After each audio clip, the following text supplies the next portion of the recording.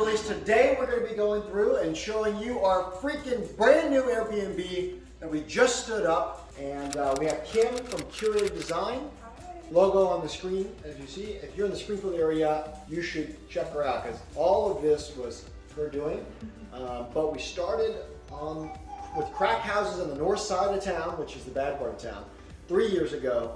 And here we are owning lofts, mixed-use residential. And as you guys can see from the video and pictures, it's absolutely incredible. So Kim, what was some of your favorite parts about working on the space? Well, I mean, the building itself was already historical and already awesome as is. Just need a little bit of modernization, and just he was trusted me enough to let me go in and just do whatever I wanted. So a lot of creative liberty here. You might have some folks that are watching this and they've never set an Airbnb before. What are some things that you did differently here than, let's say you're setting up your own personal house? Well, this space is designed as like a retreat. So in a normal house, you would have all your little knickknacks and things that are kind of, from your travels and things like that. I just wanted this space to be very clean and just comforting as you walk in, where you don't have to worry about clutter and things like that. So that was my whole inspiration for this place. Yeah. And what's one takeaway you want the viewers to know before they sign off? If they're someone inspired to do design? Just go for it. Just do things that are beautiful in this space and just really play off different elements. Use a lot of natural elements.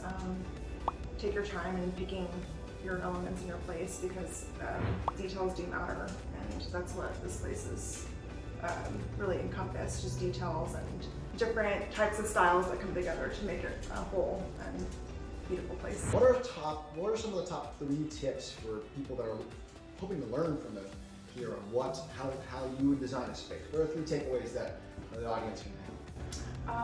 Well, when you're designing with the way that things have been, especially with the pandemic and things like that, things will arrive later. Plan to spend about $5,000 to $7,000 per room, and that's not just for the room, it's including the kitchen and surrounding areas. And then just really think comfort. What would you want? Would you want plush towels?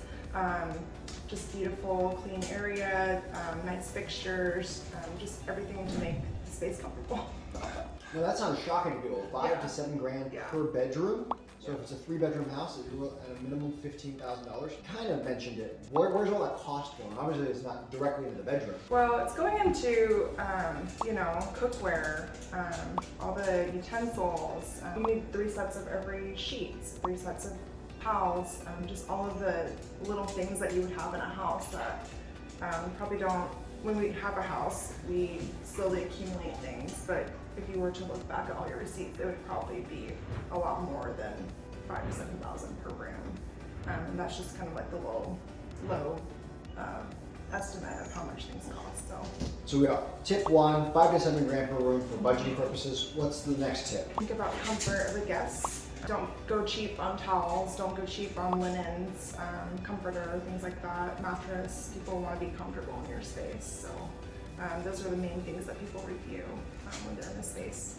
And then for folks that have multiple Airbnbs, right, you guys might be setting up your very first one or about to, but a lot of people, their plan is to scale with Airbnbs. What's the last tip for if you have multiple units? I would just track everything that you're using and try to use the same things for your Airbnbs just to keep the consistency. So the same sheets, same towels. Yeah, things that you know are good and that you can reuse and have multiples of, and that are tried and trusted.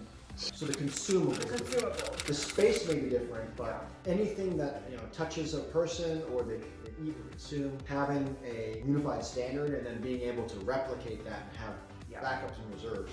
So one of the things we need to think of is when you're setting an Airbnb up, you want, oh my gosh, I'm driving for 14 hours, I'm gonna get there, it's gonna be 1 a.m.